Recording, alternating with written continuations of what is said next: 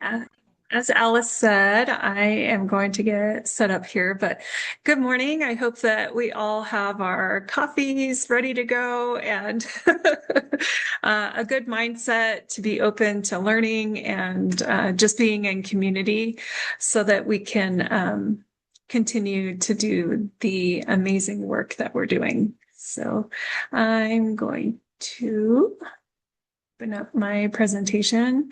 Um, I'm just really thankful to be here again.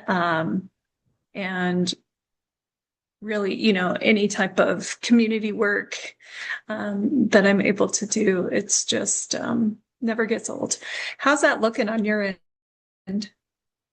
It's showing Okay, the presenter presentation. screen. Yeah, the Okay, presenter screen with the notes side. try this again. While she's getting that set up, if you didn't see the note, you can drop where you're from there in the chat, what you do, all that good stuff, and we'll take a look at that. We love seeing where everybody's from. Looks like we've got quite a few Canadians on today.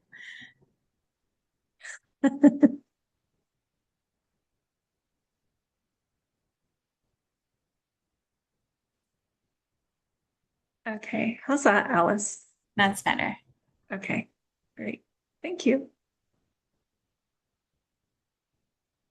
All right. Well, again, thank you. Yat e bene eishe Cassandra Stouder Yenishia, Ashihan Nishle, Otto Seminole Bashashin. My name is Cassandra Stouder, but I go by Cass, and my tribes are Navajo from Tisto, Arizona, on my mother's side, and Seminole on my father's side from Okmulgee, Oklahoma. So I'm Navajo and Seminole. Navajos typically don't like to be called Navajo. We are for the people and by the people. So in our language, we are Dene. So you might hear that often. The Navajo word was originated through Mexican language, Mexican American, and so our Diné language is born from the land that we're from. So just a little background on that. And you're not stepping on toes or making people mad if you still say Navajo. It's completely fine. But that's just a little information. So yeah, again, I'm grateful to be here from the perspective of an Indigenous woman, Indigenous person in community trying to make a difference as we're all here for the same basic reason, I guess, is to give back to the community and use the resources that we have to make a better difference for the future. So thank you to this group. Thank you, Angie, and thank you to the ACES Consortium, which I chair the Rural and Indigenous Community Committee, focusing on Indigenous groups across Arizona and sharing solutions and ways to thrive and ways to share how culture and traditions really kind of lead the way within this work. And also, pairing with the science and pairing with other opportunities and um, educational tools that our professionals and our children can benefit from. That space has just grown into something magnificent where, we can both share personal stories of overcoming and finding more solution on words to, our higher up academics coming in and sharing their thought-provoking ways of making a difference when it comes to adverse childhood experiences. So for today, I will do my best to pair how it was leading up to today's present work with adverse childhood experiences and trauma, and then what it might look like for the future. So we're going to go from ACEs to ancestors, Indigenous medicine wheel ways of seeing Indigenous children. So again, welcome. Before we jump all the way in, I just want you to physically acknowledge the concrete under your feet and your butts. And beyond that, what beyond the structure, beyond the frame of whatever building you're in, or place you're at, is if you could just imagine what it was before and our many ancestors across Turtle Island, across this nation, there were many triumphs and there were many defeats and grief and celebrations and birthdays that were had and namings that were happening and, conflict and humor and on and on and on, just daily life, so many generations back. And so with land acknowledgement, I really just bring in the true tribes of this land here. And so currently I'm in central Arizona, but really the territories of the Yavapai Apache tribal people and their ancestors. And so those histories and the ways that they survived and also benefited from the land are many colorful stories that still really keep me interested in where I decided and how I decided to come to be and create my home here in this place. So I just encourage you to do the same. Where is it that you're coming from? If you wanted to put in the chat, if you know the tribal affiliation, where you're from, spelling, doesn't matter, spelling, punctuation. But if you are aware of the tribal lands that you're coming from, if you want to put that in the chat, that'd be great. And while you're doing that, I'll just completely introduce myself. My name is Casandra Stouder. I do go by Cass because my grandmother was fluent in our Navajo language, and she had a really hard time pronouncing it. She would call me everything but Cassandra. She'd add on all kinds of syllables and different sounds. So she thought she was funny, but I got pretty sick of it by the time I was a teenager. So she would stop at Cass most of the time and say, okay. And I tell her that's good enough. So I've held on to that because she's no longer here. And that makes me really happy to know that we have that joyous relationship.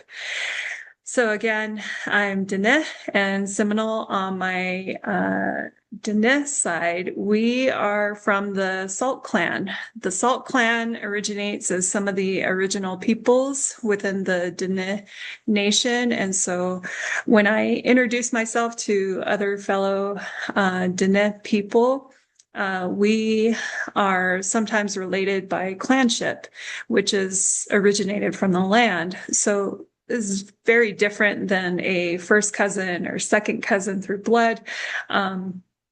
We are related through homesteads that were accomplished through the land first, and then those families then surviving outward that way. So I could have literally thousands of family members. And this is a really good way, especially when you're in your dating years, to introduce yourself with your clan so that we are not mingling or dating those within our clan.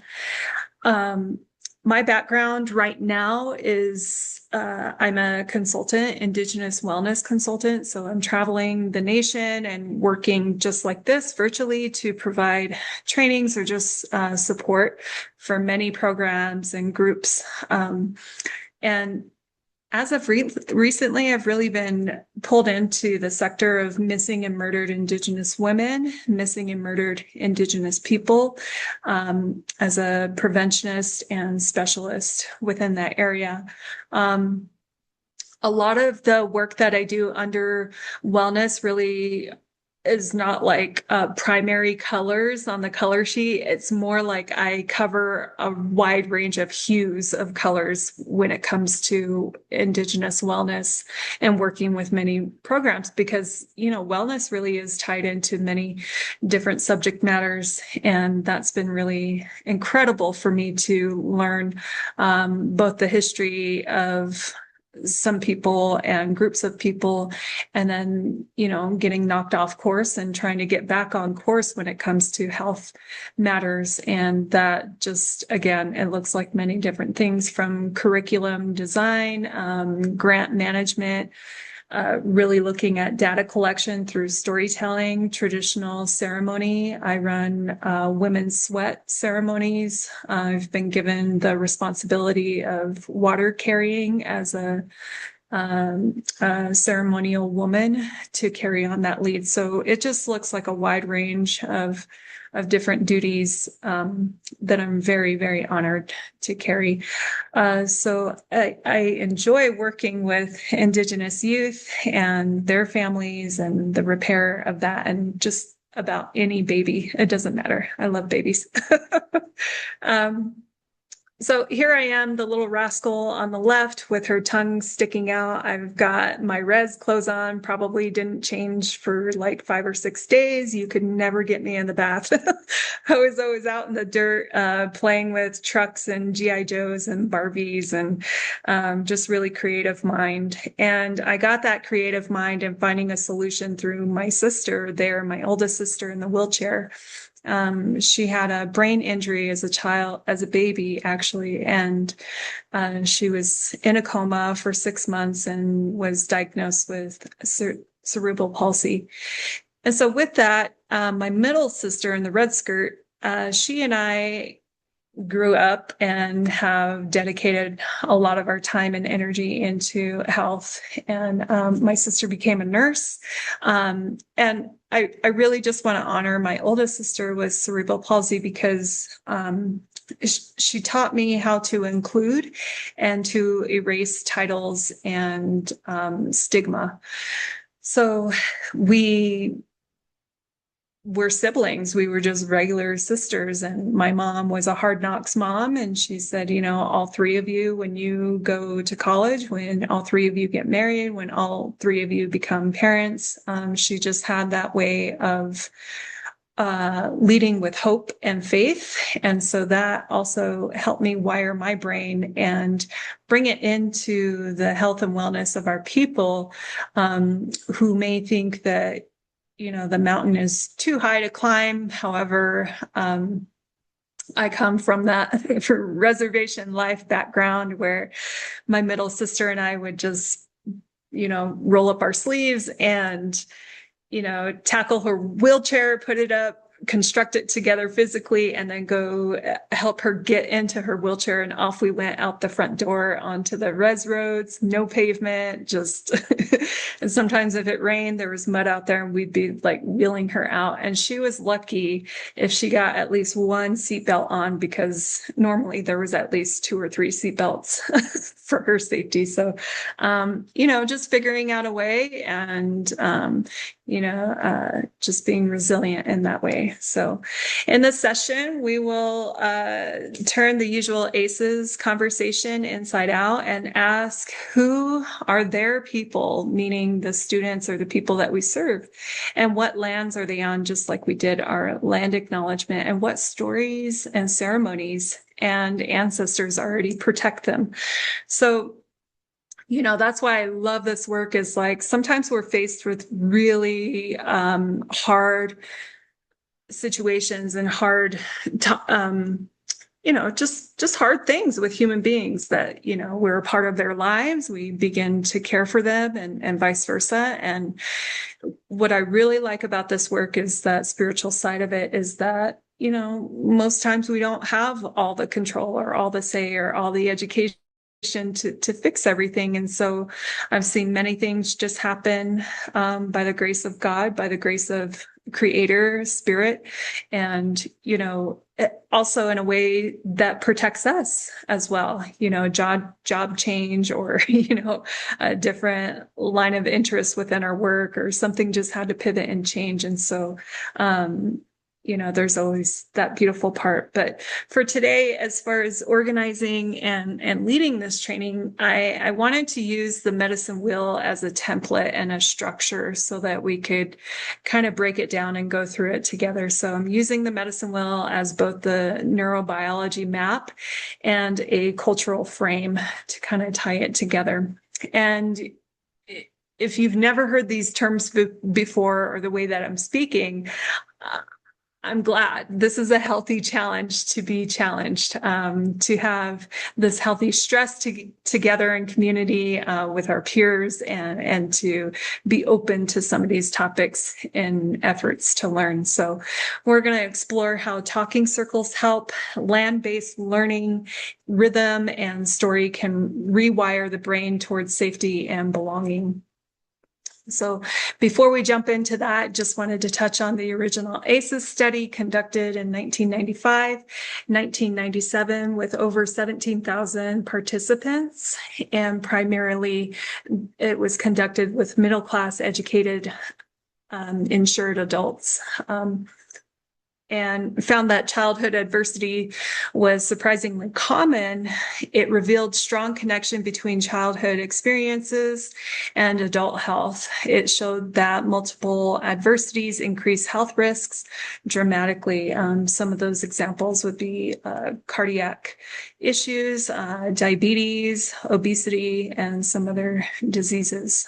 So I really like, if y'all are into reading as I am, one book that I really like is by Nadine Burke. And I think that Angie would second this. Nadine Burke does a wonderful job. She's got many YouTube videos. So if you want to write down her name, look her up. She's got YouTube videos, TED Talks, and some books on adverse childhood experiences, and being really one of the pioneer women who got this up and out there in order to help and provide better services to our young ones. And so Nadine Burke, again, NADINEBURKE, Dr. Nadine Burke. Check her out. She's incredible, and definitely another person that I look to when I'm interested in diving a little bit more into these topics. So yeah, let's see here. But really, touching on the foundations of ACEs, and then coming more into the Indigenous lens and how I present this work in community is, we have the 10 original ACEs in which they had shown if you come from a household of dysfunction, and just little trigger warning here and disclaimer that, if any of this language throughout the presentation is triggering or upsetting, feel free to turn the volume down or just step away from your device if you feel you need to. But it showed that household dysfunction with substance abuse, mental illness in the household, mother treated violently, and criminal behavior in the household, parental separation or divorce, abuse, emotional abuse, physical abuse, sexual abuse, neglect, emotional neglect, and physical neglect were some of the original ACEs. And so when I look at this, as I think many minority groups do, I won't speak for all of us, but I will just kind of share what this would bring up in my nervous system, and I thought, oh my gosh, I check off on all of these. Also, what about boarding school? What about my parents' experience? What about racism within institutions, and transportation, and physical abuse within all these other sectors that were connected to these very same instances, just not in the home, but outside the home as well. So that was always confusing to me. But every single one of these lives inside the walls, again, of one household. And if we zoom the camera all the way out, we will see one family in one house. But for Indigenous children, the harm doesn't start and stop in the home. And many of our children come from multi-generational family members living under one household. So that just adds like a whole cocktail of many layers of historical trauma and other traumatic happenings within one household. For Indigenous children, again, that leaves out like I said, historical, intergenerational trauma, land theft, boarding schools, cultural erasure, ongoing racism, poverty, and MMIP, which is missing and murdered Indigenous people. If we only ask what happened to this child, we missed who they come from and what protected them. And so here, what the 10 questions never really ask is, this kind of the short list right here. So in our native ways, children and many of our native communities, children could score a 0 on ACEs questionnaire and still be carrying hundreds of years back of not just what their relatives' nervous systems had gone through, but also currently what their nervous system is going through, which really points us to unease and disruption and distraction. If we look at that from the point of view of sitting in the classroom with a child who is very dysregulated, we can see kind of the child blanking out, checking out, hard to settle down, making a lot of noise, things like that.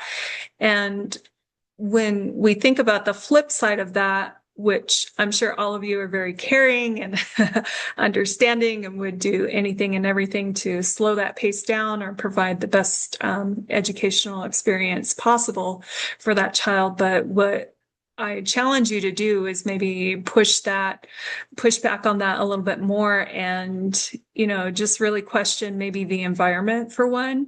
And I only say the environment because my mother was actually a survivor of boarding school, and she was removed from the home and her hair was cut in the vehicle.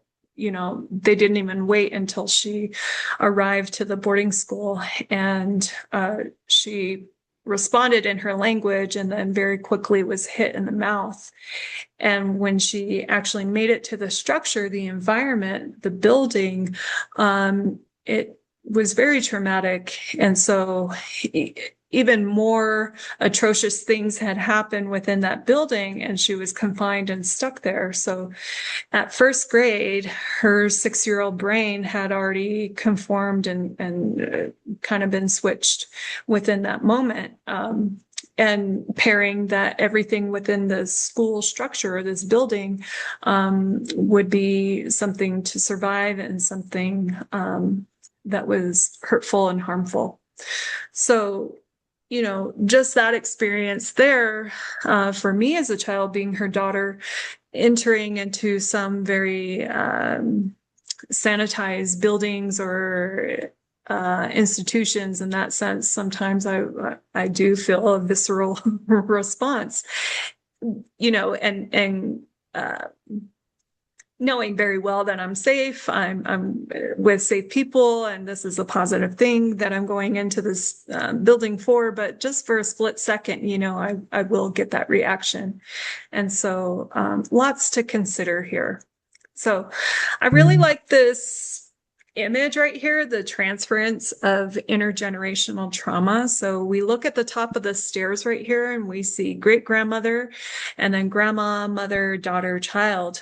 And these are all actually true for my family line. Great grandma was relocated on the Navajo reservation. She was a part of the long walk all across Arizona, and her sister suffered being raped and beaten along that trail. And she was not allowed to intervene or protect her, and witnessed a lot of traumatic things happening to her sibling. Identity confusion, in that Indigenous families are very connected and very intertwined.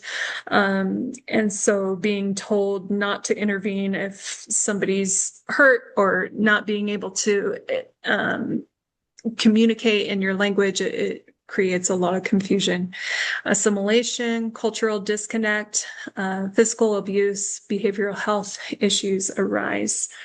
And for grandma, my grandmother, loss of her kin, the individuals that came in and were part of the removal had kind of a really nice open line of like, it's going to be great for them to go to boarding school. It'll provide a better opportunity, but out of your 6 children, you can only keep 2. We suggest that you keep your 2 youngest, or anyone that can help you here at home, but the rest have to go with us.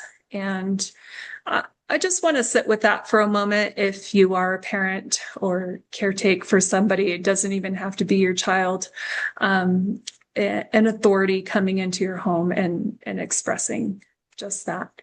It's alarming, and it created this lifelong generational separation and severance that still today myself and many of my family members are still healing from. I won't say that I'm completely healed ever. Just like you, the human experience really puts us in some situations at times, but we're never fully perfect. But loss of kin and that connection, loss of parenting, roles, neglect, abuse, alcohol, and drug abuse to cope with those things, loss of language, being reprimanded every time the language is used, and oppression from the government system, trying to create a quote unquote better way for us to assimilate and move up with the times was just a very forced and harsh removal of all ties that we have as an individual. My mother, she then lost the practices of spirituality. Even when new siblings were born, ceremonies were always practiced at that time, but being at boarding school or away from the family and conforming, those practices were lost. Then that relationship with that sibling or that community and family connection during those ceremonies is completely lost, and now has disrupted that child's memory bank as well as the siblings and the community's memory bank. And so when we talk about cultural loss and things of that sort, it's not just that it was forgotten or a certain population just doesn't want to do it. There are many intricate pieces that were disrupted and were forcibly pressed onto our people. And so from that, loss of our ways of just naturally moving through life in a harmonious way has been disrupted. Behavioral health issues and poor nutrition, not just the loss of practices, but the loss of being and living with the land. Again, our tribe and many tribes across Turtle Island, close to 600 different unique tribes across Turtle Island. When I say Turtle Island, I just mean the US, but Turtle Island, having those many just federally recognized tribes,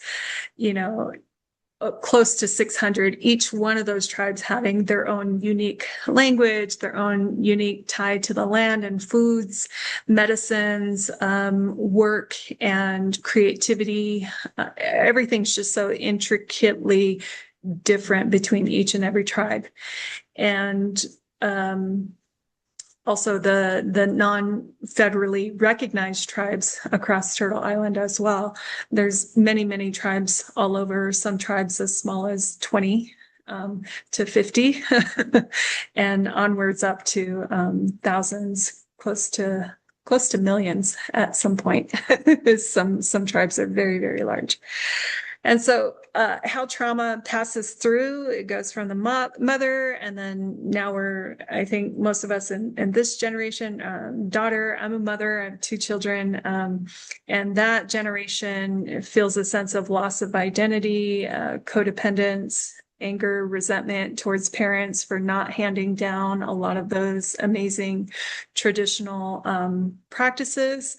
if I'm walking into a building or an institution and I'm getting that visceral response, it's also true that there's a yearning and a wanting to connect and tie back to our healthy ways, our traditional practices, those ways that really enhance our health. And so our generation today, a lot of them are starting to feel that. They understand that that too lives in the body and the nervous system, that our original practices and ways of healing and thriving, there's a gap there. And so when that gap or that need isn't fulfilled because of that traumatic happening or the parent just not wanting to go there, there is a sense of built resentment between that relationship. And so there's still complexities that live within this that have survived, and other ways of coping aren't just substances, but risky sexual behavior. And we have seen a high rise in suicidal ideation and suicide completion. Lack of parenting skills because of some of those behaviors. We have younger parents now, and then that child is born.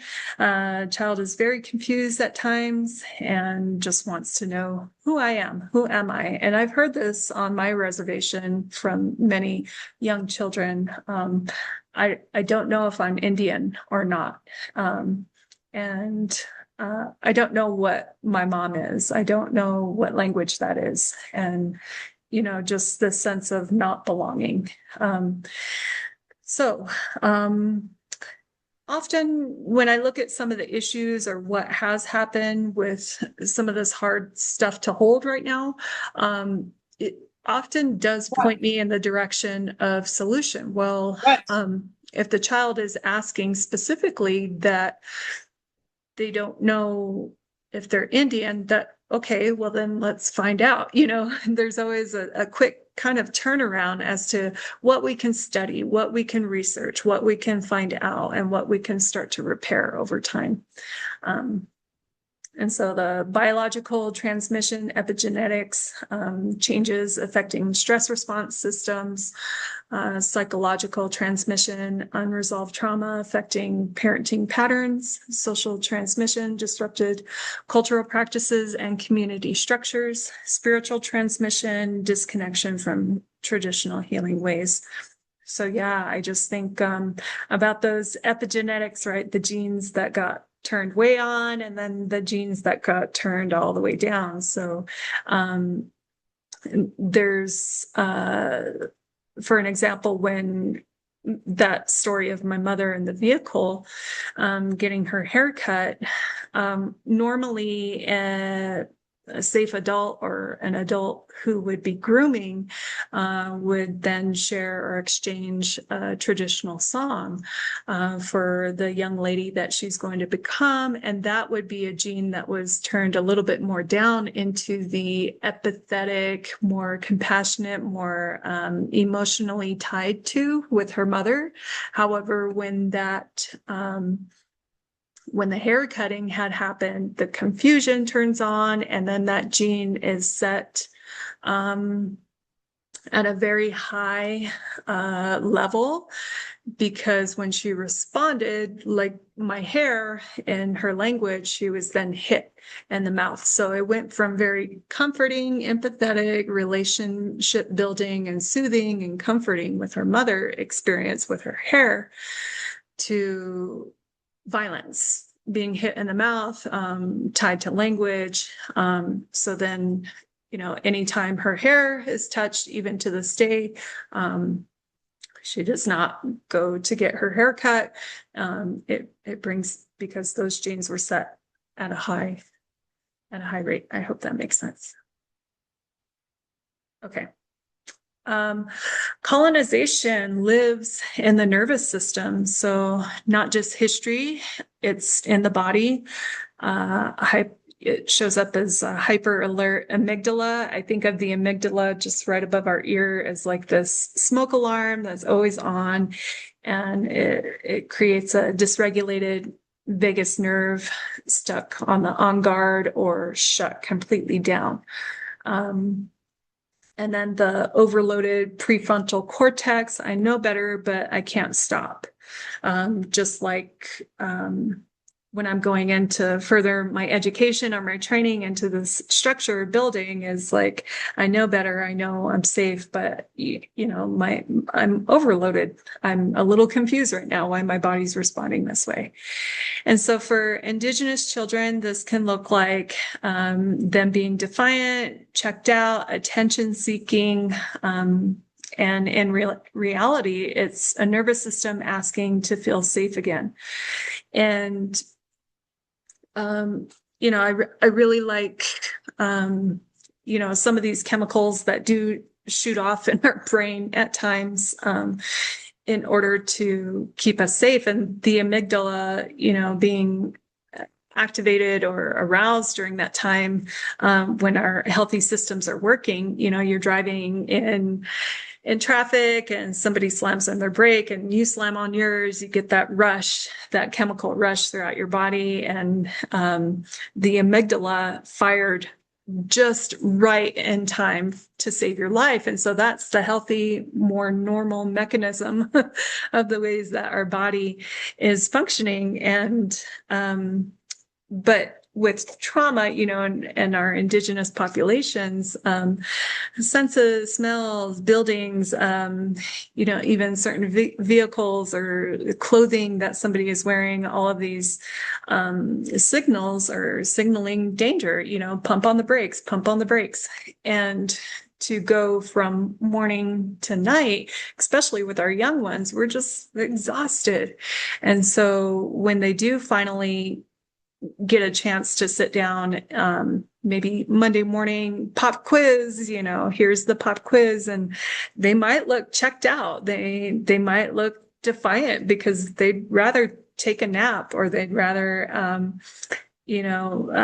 repeat the same actions that are happening at home. If they left school and they were physically abused, they may repeat that same behavior within the classroom.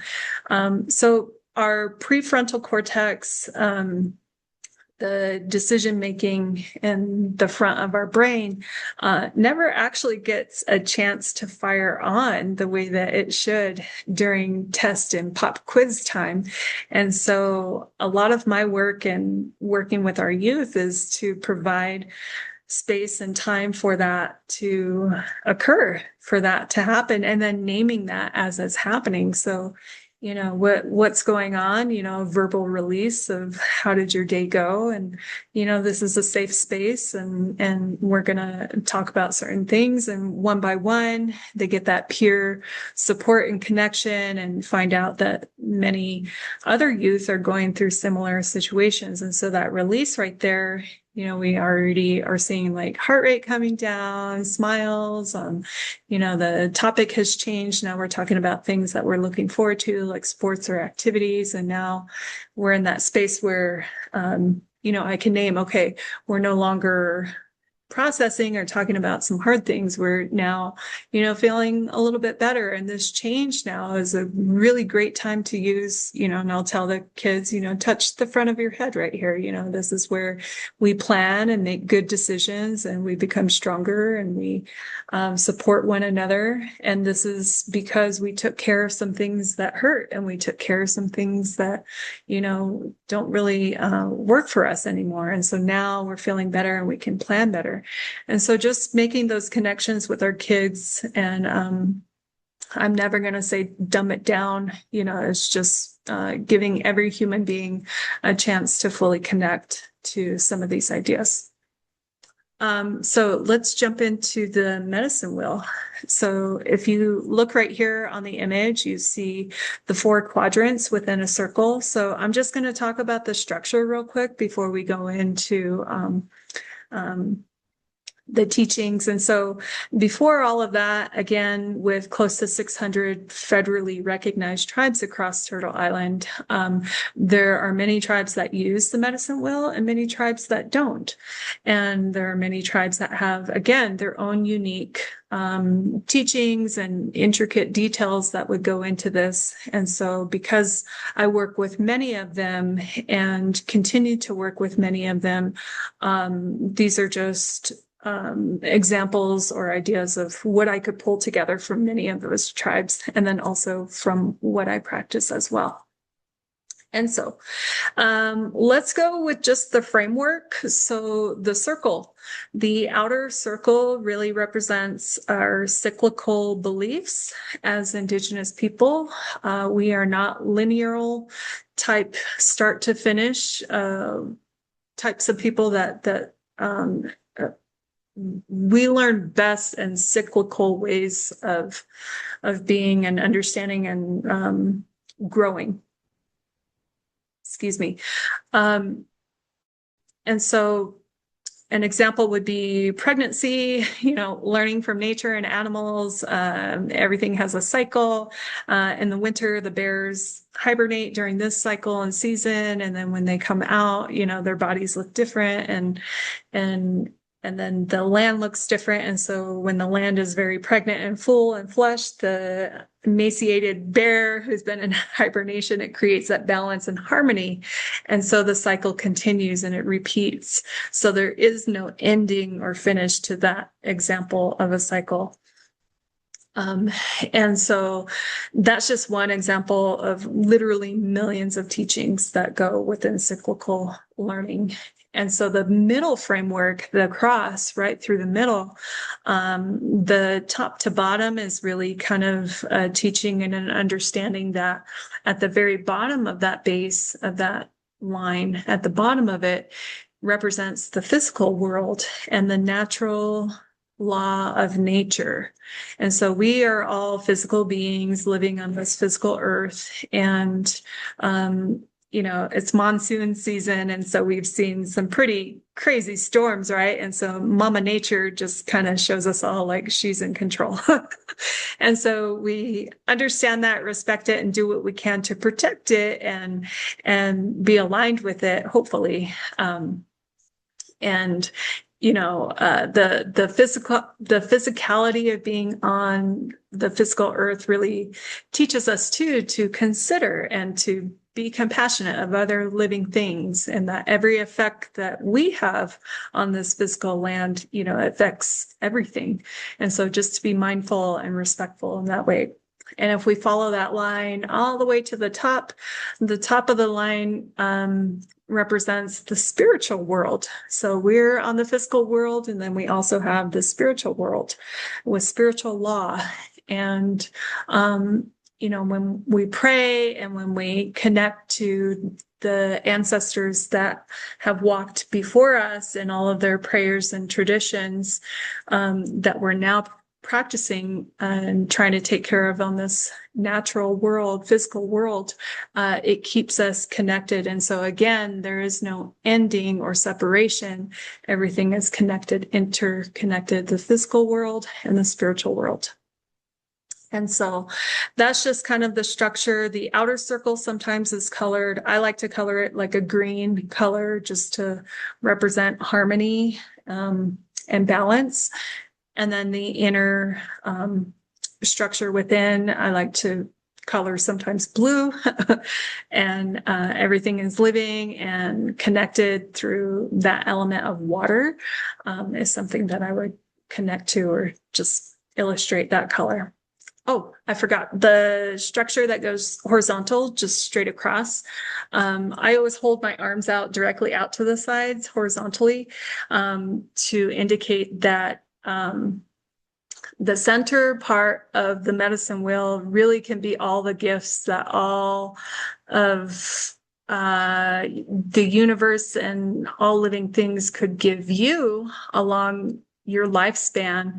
And all of those things are never yours to keep. And so one main teaching is that the gifts that you receive when you're ready and able to are to be given back or to be shared. And so that horizontal line is like just a giving hands, reaching out to others or other opportunities and ways to share that wealth and that knowledge. So that the balance of that whole way of living and thinking can remain in balance. So the medicine wheel, a map of balance and the brain. So in the East, excuse me. So for me, let's see here. The colors were switched on here, but usually the East is the yellow. And right here in the East, what lives here is the mind and thinking, or you can think of it as like the prefrontal cortex. And it represents new beginnings, awareness, the stories that we tell. Each of our original Indigenous stories have, Angie, go ahead. Sorry, I didn't mean to interrupt you. I was waiting for a moment. But there's quite a few people who have asked if you could make this full screen. So like when Oh, you okay. hover over the bottom, if you could like, yeah, because Oh, right here. yep. Okay. How's that? It didn't actually change. Oh, okay. Let me see here. Oh Let yeah, me, no, it did. It took the thing off the top. You're good. Yep. oh, Thank you. sorry. I'm No, so you're sorry. good. You're Yeah, good. thank you for Thank helping. you. All right. Okay. So yeah, in the East, uh, the awareness, beginning, and making meaning of what we're learning from original stories. And then in the South is usually like a red color, but it's all about our bodies and emotion.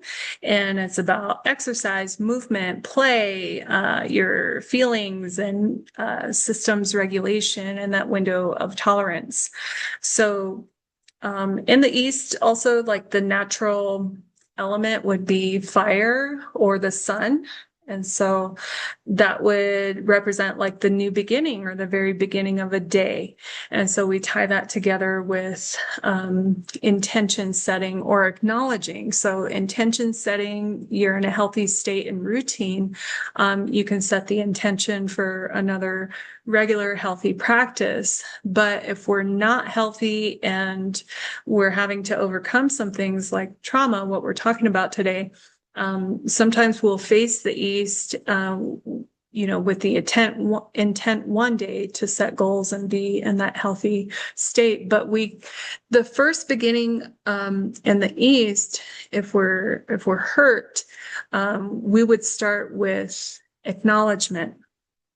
So just to acknowledge that a certain thing has happened, physical abuse, sexual abuse, emotional abuse, to acknowledge it first so we know what to address properly.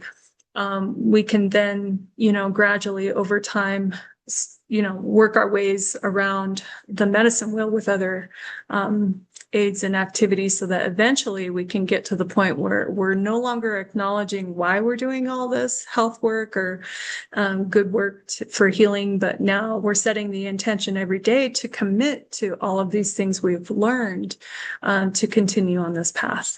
And so the quadrant of the South, it incorporates the movement and the play. And we know that, it does some good things to the body. When we exercise, we release endorphins and different chemicals that make us feel really great. And using that as a teaching model that sometimes these chemicals do get released with certain substances, drugs and alcohol. However, the tolerance is also built. And so you may stay in that state of feeling good and experiencing those chemicals, but you'll need more and more of that substance. And here's the damage that it can do to your body in a fairly short amount of time. And so we're starting to teach prevention and education there, just naming things. And then also, I think it's really important just for myself, not to just teach it, but to live it with them. So going on jogs and runs with them and, running towards the sun as I'm explaining some of these original stories and teachings and saying, okay, we're sweating now, we're kind of cleansing and releasing some of our toxins from the day. And when we're done with this, we would have released almost double of those chemicals that a drug or a substance would have given us, but instead now we're getting benefits rather than damage to our body. And every time we do this activity, we're building muscle. And when you build, you can go on and on with the teachings and the resources.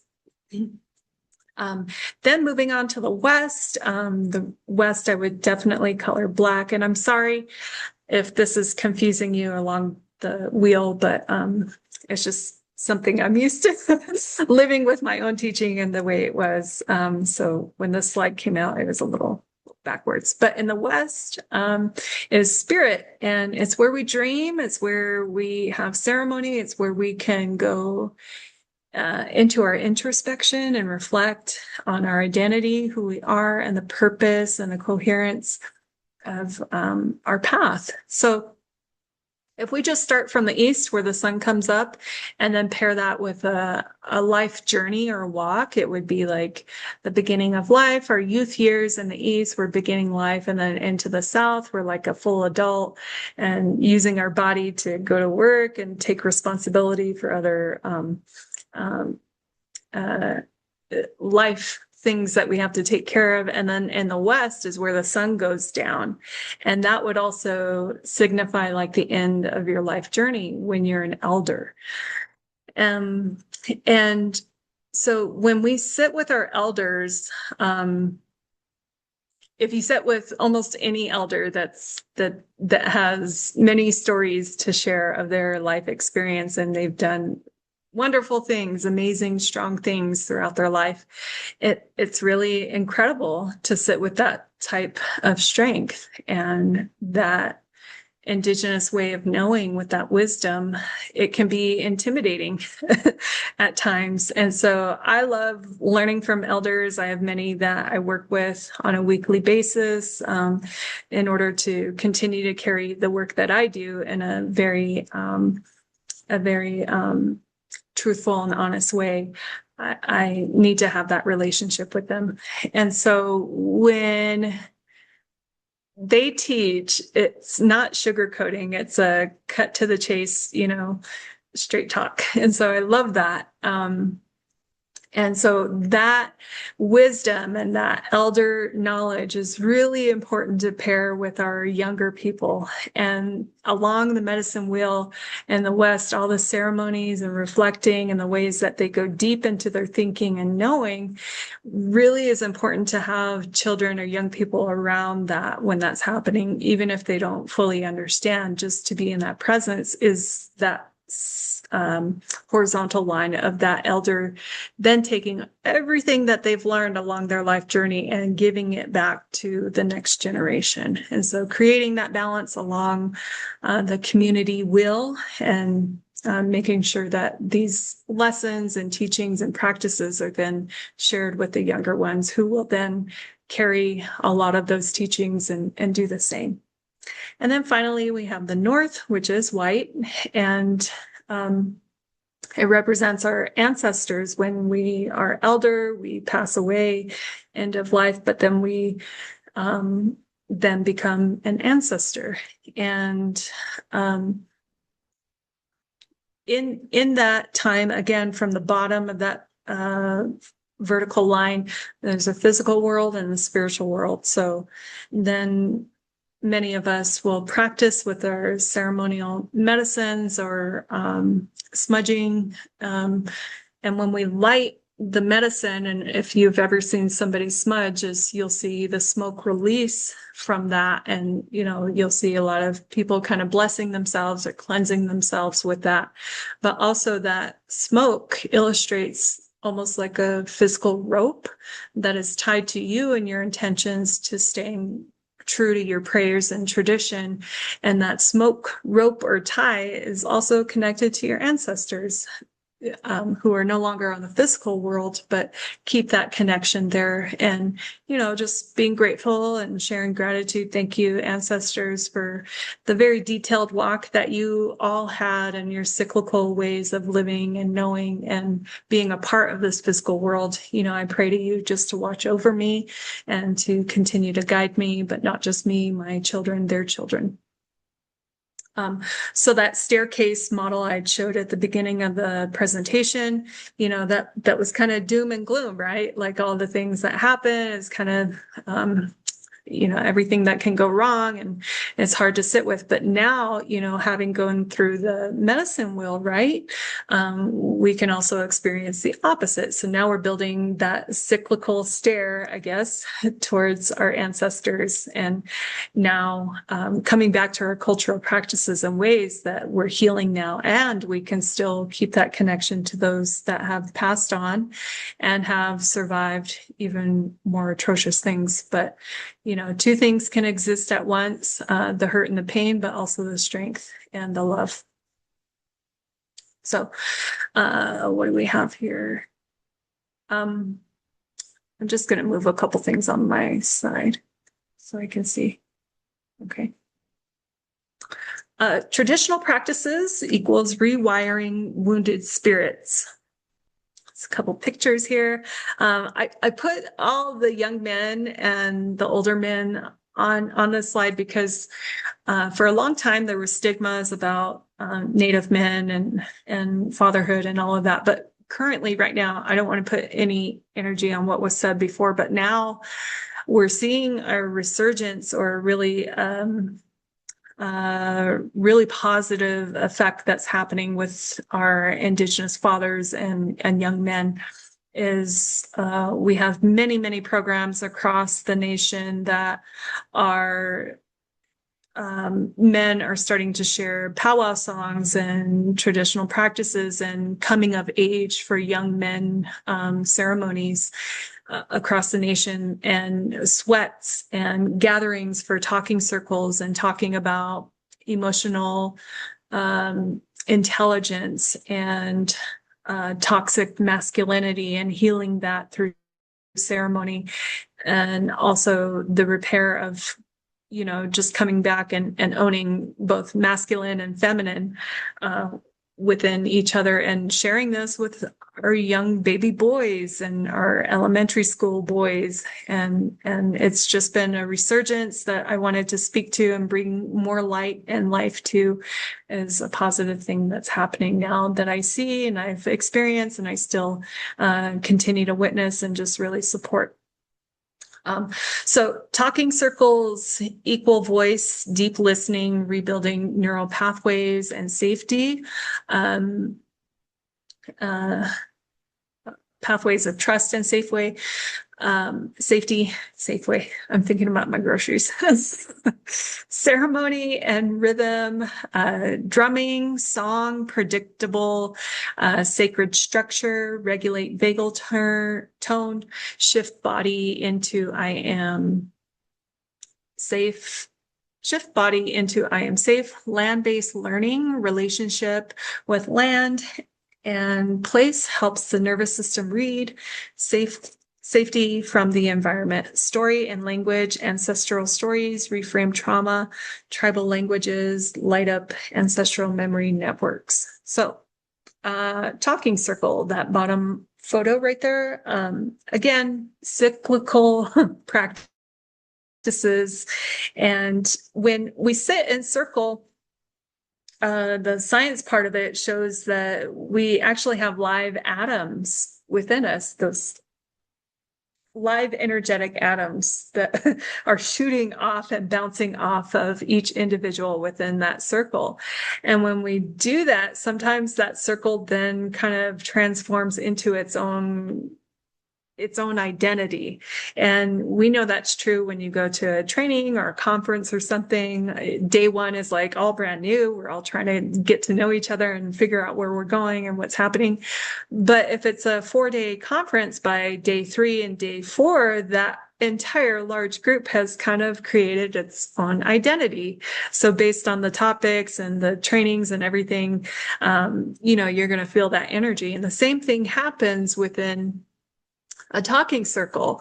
So based on what we're there for, what we're going to be speaking about or practicing our traditional ways about, those atoms and that energy are kind of bouncing off of each other. And in that are, if drumming is practiced, sometimes our what do you call it? sympathetic nervous system can then start mirroring that cadence and that rhythm, which then sometimes can be set to our own heartbeats, or our heartbeats will increase or slow down to match that rhythm and cadence. And when we do that, we're also releasing this sense of calmness and feeling connected and love. So then again, more of those lovey-dovey endorphins chemicals are shooting off in while all of this stuff is happening. And if we incorporate prayer and the medicinal smells of smudge, and then sharing the understanding that I shared with you with some of the stories of knowing physical to spiritual, even more of these positive physical responses are happening within circle. And for Indigenous people, it's almost like we're getting a shortcut to our healing. Because it is deeply rooted within our ancestors and their practices and their genetics, epigenetics, that have also been intertwined into ours. And so when we finally quench that spiritual thirst in practice with community, it is rewiring and starting to heal almost 10 times faster than any other model of quote unquote healing for Indigenous people. There's a deeper connection. So here's a photo before and after of a classroom. And you could go as far as you wanted with that, but, maybe just a little inspiration, neutral tones, maybe some stories about the actual land there, where you teach or where you work, just a connection to the land. And I just encourage you a little bit more, healthy challenge, take that healthy risk and just push it a little bit more, question beyond the land, then question the land so much time before, and what types of people lived then and how did they live? What tools did they use? You could go as far as you wanted with that, and it makes it more specific and intentional. I work with many groups, young people in particular, and I've built curriculum and workshops just around smudging, and we break that down, and it can be a whole semester course on just smudging, and breaking that down in full detail, and what happens to the body and what happens when we practice it. And then, each child or young person would get their own smudging kit to take home, and, that guidance to continue to help them to practice. So bringing ancestors into after school spaces, in out of school time settings, we can start or end with short circles, so 3 to 5 minutes. And I'm not talking about a full-on ceremony, just having that start and stop time with a circle, simple check-ins, one word for how your body feels today. And many of our kids sometimes will point to their belly or their chest or their throat to say something, or, with the weather, they'll pair like, I'm hot, or I have a headache, things like that. Just letting them make that connection with their physical body, I think is a really good thing. Use any outdoor space as land-based learning, skywalks, just lying down on the grass, and, you ever, pick out the clouds and name what shape they're in, but also, a place for original stories to also take place. Skywalk is a story of, the physical then going into ancestral territory, and that walk it took to get there. That would be an opportunity for me as an Indigenous woman with that knowing to share those stories with the children. And then plant observations, in the Phoenix, Arizona area. In Arizona, there's a wide array of plants, but one in particular is creosote. Creosote is a kind of like a dry looking bush, and it's all over, the vegetation is all over the Phoenix area. And when it rains, it's got this fragrance that is very very distinct. And so, you know, just observing certain plants in your specific area, but that plant was used for colds and allergies. It was actually taken, harvested, and boiled with water and made into teas. And so a lot of tribes in the Phoenix area would use that. And my father was a horseman, and even on the Navajo reservation, we had creosote, and he would take the creosote and boil it in just a little bit of water, but a lot of that plant in the little pot, and it would create a very thick, dark brown tea. And I remember he would use his mechanical rags. They were like red cotton cloth rags, and he would place the medicine in that rag and then gently pour that mixture over, and then wrap that medicine in that rag. And anytime the horses got insect bites or cuts or abrasions on near their hooves, that had additives to help heal and disinfect. So he would go to the horse corral and he would wrap that little medicine bundle onto their leg, and within half a day to a full day, it was fully sealed and healed. So that's something I could share with the kids, and sitting on the ground together, you know, that's pretty simple.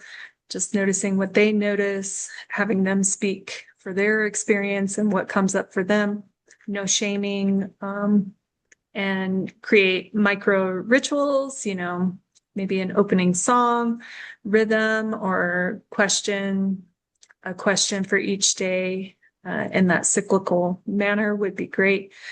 Shift our questions from what's wrong with this child to what happened around them, and just being curious as to what protects them or what has protected their people and who they come from.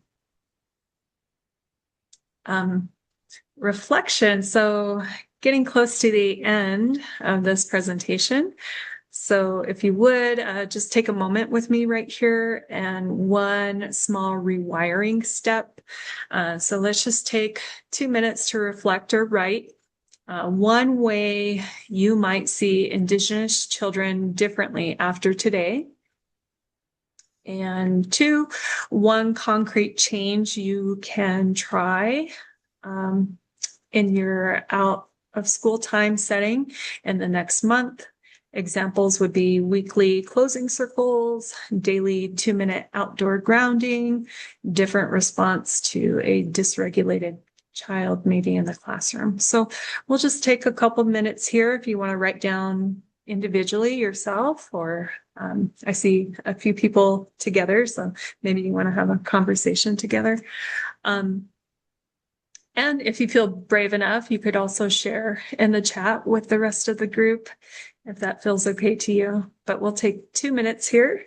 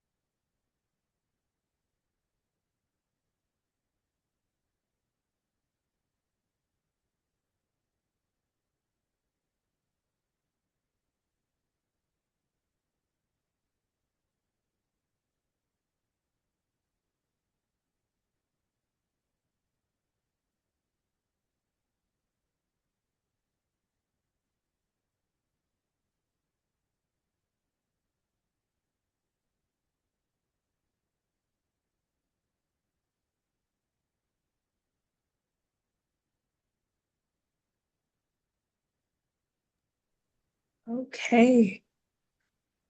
Thank you all for participating in that. As I said, getting close to the end here, but I wanted to end with a poem. And if it feels good to you, just to kind of recline back in your seat or relax or close your eyes if that feels good. I just want to end with this poem. Buffalo in the Brainstorm. We were handed clipboards and told to count. How many wounds? How many losses? How many ways a child can be broken before they can drive? ACEs gave us numbers, but not the sound of a grandmother's song, holding a shaking body through the night. Our children's brains are not blank slates. They are deserts after rain, cracked and thirsty, still holding seeds of everything that came before. Colonization did not end with a treaty. It burrowed into synapses, taught smoke alarms to scream at the sight of authority, taught nervous systems that belonging might be the most dangerous place of all. And yet, in the circle, something ancient stirs. Drums lining up heartbeats, breath falling into rhythm, eyes meeting across the fire, or the fluorescent light, land humming its quiet reminders. You come from more than what hurt you. We think we are running after behavior problems, but really we are walking beside buffalo in a brainstorm. Huge, sacred bodies leaning into the wind, refusing to leave each other behind. Every time you sit in a circle, step outside to feel the sky, greet a child by their name and their clan. You are not just managing a group. You are rewiring history at the speed of trust. May we leave here less interested in how damaged a child is and more committed to how deeply rooted they really are. May we remember that our greatest curriculum is not on a worksheet, but the way our bodies say, again, again, you are not the worst thing that ever happened to you. You are the story your ancestors started, and I'm honored to walk a few steps of that story with you. Aho.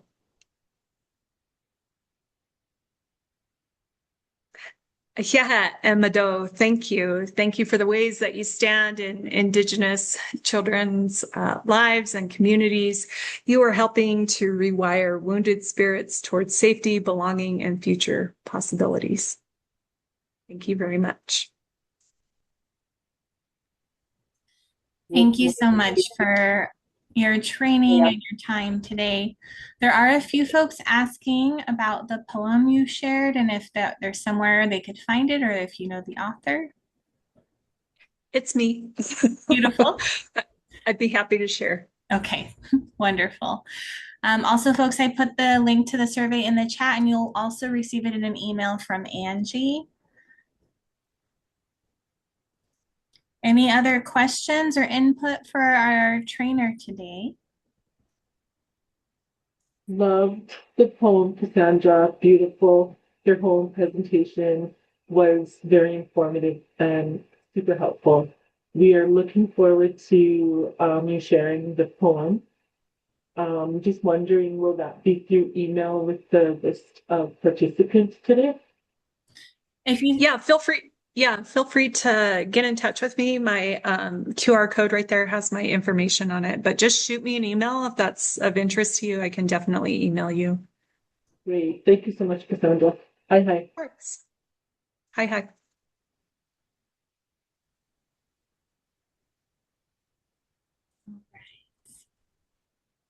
Looks like lots of thank yous in the chat. I don't see other questions. One last call for questions, guys.